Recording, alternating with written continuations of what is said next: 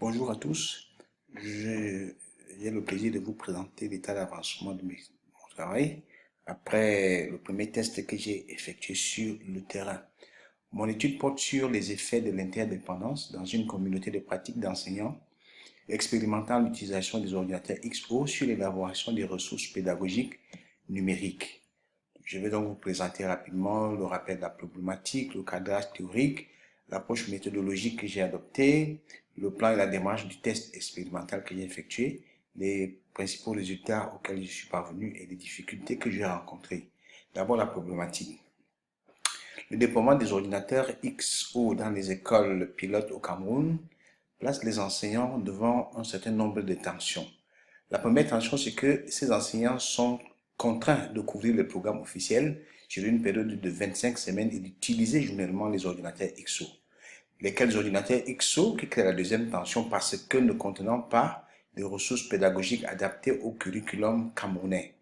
La troisième tension, c'est que le soutien que les institutions qui sont en charge du déploiement des XO apportent aux enseignants semble être insuffisant, ce qui amène donc ces enseignants à diversifier les activités pour élaborer des ressources pédagogiques adaptées à leurs besoins.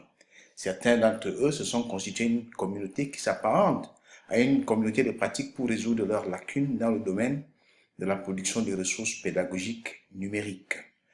Alors, notre question principale, notre question de recherche principale est de savoir quel est l'impact de l'interdépendance dans une communauté de pratique d'enseignants qui utilisent des ordinateurs XO sur leur activité d'élaboration des ressources pédagogiques numériques et sur les utilisations que font les élèves de ces ordinateurs en regard du référentiel de compétences de la construction des connaissances avec le XO. De cette question principale, nous avons élaboré 5 autres questions secondaires. Et ces questions, nous voulons savoir comment est-ce que les enseignants s'organisent pour résoudre les tensions qui sont dues au manque de ressources pédagogiques adaptées à leurs besoins. Comment est-ce que ces enseignants procèdent avec leurs pairs pour élaborer des ressources numériques. Comment ces enseignants procèdent individuellement pour résoudre le problème de manque de ressources numériques adaptées à leurs besoins. Quel est l'impact de l'interdépendance dans la communauté de pratique des enseignants qui utilisent des ordinateurs XO sur la qualité des ressources pédagogiques? Enfin, quel est l'impact de la qualité des ressources pédagogiques élaborées par les enseignants sur l'utilisation des ordinateurs par les élèves? Alors, les deux objectifs de notre recherche. D'abord, nous voulons analyser l'activité d'élaboration de ressources pédagogiques numériques au sein d'une communauté de pratique d'enseignants qui utilisent les ordinateurs pédagogiques XO et les facteurs qui déterminent cette activité. Deuxièmement, nous voulons proposer à terme, si c'est possible, des pistes de résolution de problèmes liés aux ressources pédagogiques auxquelles font face les enseignants qui utilisent des ordinateurs pédagogiques XO. Alors, nos hypothèses. Mais avant de parler de nos hypothèses, pour que nous nous comprenions bien, nous voulons dire que l'approche que nous avons adoptée, c'est une approche d'analyse systémique de l'activité. Et cette approche nous amène à ne pas travailler avec des variables. C'est une approche systémique qui nous contraint à regarder tous les aspects possibles de l'activité de l'enseignant en relation avec la confection des ressources pédagogiques numériques. Donc, notre première hypothèse est que les enseignants des écoles du PACEB appliquent les directives reçues lors des formations à l'utilisation des XO pour élaborer eux-mêmes les ressources pédagogiques numériques nécessaires à leurs besoins. Alors, les indicateurs qui vont nous permettre de vérifier cette hypothèse, il y a les guides de formation, l'utilisation des guides de formation, le respect des démarches qui sont proposées dans ces guides, le nombre de ressources qui sont élaborées par discipline. Parce que là, nous allons faire une analyse des traces dans le serveur scolaire. Deuxième hypothèse, les enseignants du PACEB se constituent une communauté de pratique avec leurs pairs des autres écoles pour partager leurs différentes expériences dans le domaine d'élaboration des ressources pédagogiques numériques et améliorer ainsi leurs compétences dans ce domaine. Alors les indicateurs, il y a les rapports des réunions, il y a les convocations à ces réunions, il y a les listes de présence, il y a les listes des ressources pédagogiques élaborées en communauté. Et oui, pour cela, nous allons une fois encore scruter le serveur scolaire. Troisième hypothèse. Les enseignants qui n'ont pas de compétences dans l'élaboration des ressources pédagogiques numériques utilisent les ressources standards, donc les activités du XO pour enseigner. Alors, comme indicateur, nous allons voir les traces de ces activités dans les XO des élèves ou l'absence des ressources pédagogiques dans le serveur, et aussi l'absence ou la présence des noms de ces enseignants sur la liste des enseignants qui appartiennent à la communauté de pratique. Quatrième hypothèse, les enseignants qui partagent d'expériences avec leurs pairs au sein de la communauté de pratique dans le domaine de l'élaboration des ressources pédagogiques numériques produisent individuellement des ressources pédagogiques numériques de qualité adaptées à leurs besoins didactiques. Alors, les indicateurs, il y aura des traces, naturellement, des traces des ressources pédagogiques numériques dans les serveurs scolaires, le nombre en rapport avec le programme officiel, le programme d'enseignement officiel, la fréquence d'élaboration des ressources pédagogiques en lien avec la répartition séquentielle, le nombre de disciplines ayant des ressources pédagogiques numériques, le nombre de ressources numériques par discipline, les informations techniques sur ces ressources-là au niveau, par exemple, de l'agrégation, le format, la taille, la localisation, le type de technologie, la présence ou non du son, la présence ou non des animations. Et sur le plan pédagogique, nous allons voir le contexte d'utilisation, le type d'apprentissage qui est utilisé, les types d'interactivité, les difficultés vis-à-vis du public cible. Et enfin, cinquième hypothèse, les élèves dont les enseignants élaborent des ressources pédagogiques adaptées au programme de formation locale utilisent les XO pour apprendre. Comme indicateur, nous allons voir les traces de ces activités dans le journal du XO, le nombre de disciplines qui font objet d'activités des élèves dans le serveur scolaire, les traces des activités, la quantité et les types faits par les élèves dans le serveur scolaire sur une période donnée, les exercices d'évaluation, les constructions d'outils, etc. Maintenant, pour ce qui est du cadrage technique, nous allons nous appesantir notamment sur trois théories, trois grandes théories. La théorie de l'activité selon Léon Thiève, qui dit que l'activité est d'abord une structure hiérarchique à trois niveaux, interactif, des relations entre des sujets et des objets, et puis l'approche de Engelstrom, qui a proposé là une modélisation, la modélisation de la structure d'une activité explicite, les relations mutuelles entre les trois concepts de base que sont le sujet, l'objet et la communauté. Et aussi la théorie de la communauté de pratique d'Étienne Wenger. Enfin, la théorie sociale de l'interdépendance qui a été développée par D. W. Johnson et R. Johnson.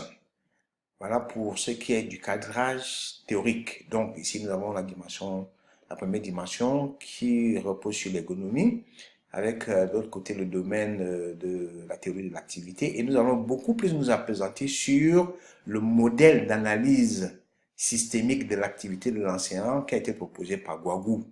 Ce modèle dit qu'il y a des déterminants de l'activité, et ces déterminants résident au niveau de l'institution, des caractéristiques personnelles de l'enseignant et du public ciblé, c'est-à-dire des élèves. Ensuite, il y a la tâche redéfinie par l'enseignant. Et enfin, il propose des effets de cette tâche sur l'école. Et là, nous allons scruter l'activité réelle qui est menée par l'enseignant lors de l'élaboration des ressources pédagogiques numériques. Et enfin, il y a la deuxième dimension, en sociologie, avec le domaine de la théorie des communautés de pratique qu'Étienne Wenger a développée. Maintenant, pour ce qui est de la méthodologie, nous avons opté pour une analyse systémique de l'activité de l'enseignant, selon le modèle de Guagou, dans une approche qualitative en vue de recueillir le ressenti des enseignants, des démarches qu'ils adoptent pour élaborer les ressources pédagogiques numériques liées au déploiement des ordinateurs XO dans leurs écoles, les tâches qui leur sont prescrites et l'activité réelle qu'ils mènent collectivement dans leur communauté ou individuellement dans leur classe. La triangulation est bien sûr au cœur de notre travail, d'autant qu'il s'agit d'une démarche mixte. L'accent sera mis sur la diversité des démarches en vue d'une collecte des données variées. Alors, pour notre terrain, l'expérimentation, le premier test que nous avons mené, nous avons travaillé avec 2 directeurs d'école, 2 enseignants, 3 élèves, et nous avons regardé un serveur scolaire.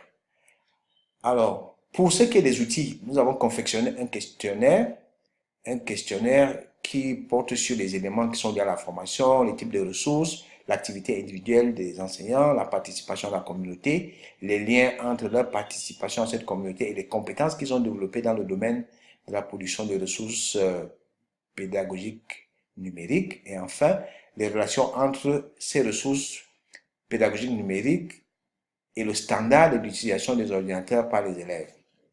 Nous avons aussi élaboré une grille d'observation.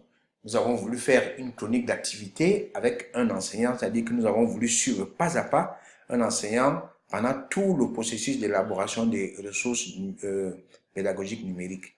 Nous avions aussi un protocole d'entretien semi-directif et nous avons opté aussi d'aller analyser les traces dans le serveur scolaire et dans les ordinateurs XO. Aussi, une analyse des documents concernant les activités de la communauté d'enseignants. Pour ce qui est du plan, la démarche de notre premier test, nous avons mené des entretiens, nous avons soumis des questionnaires, nous avons regardé les traces dans des ressources pédagogiques dans un serveur scolaire, nous avons regardé aussi les traces dans l'ordinateur XO. Nous n'avons pas pu faire une chronique d'activité et nous n'avons pas pu observer les enseignants travaillant en communauté. Donc maintenant, les principaux résultats auxquels nous sommes parvenus, d'abord, nous avons réalisé qu'effectivement, il existe des tensions qui sont liées à l'absence des ressources pédagogiques adaptées aux besoins des enseignants. Il existe des prescriptions institutionnelles en rapport avec les procédures d'élaboration des ressources pédagogiques. Nous avons vu un guide de formation. Et les enseignants sont membres d'une organisation qui pourrait s'apparenter à une communauté de pratique. C'est le reste des investigations qui nous dira s'il s'agit véritablement d'une communauté de pratique. Il existerait aussi des relations d'interdépendance dans cette organisation dont les responsabilités des membres sont pour le moment assez floues. Il pourrait y avoir un rapport entre les activités collectives de la communauté et l'activité individuelle de production des ressources pédagogiques numériques des membres. Et nous avons aussi observé qu'il existe des ressources pédagogiques produites par les enseignants dans la plateforme Moodle qui est installée dans le serveur scolaire. Enfin, il existe plusieurs traces d'activités menées par les élèves dans le journal des ordinateurs XO.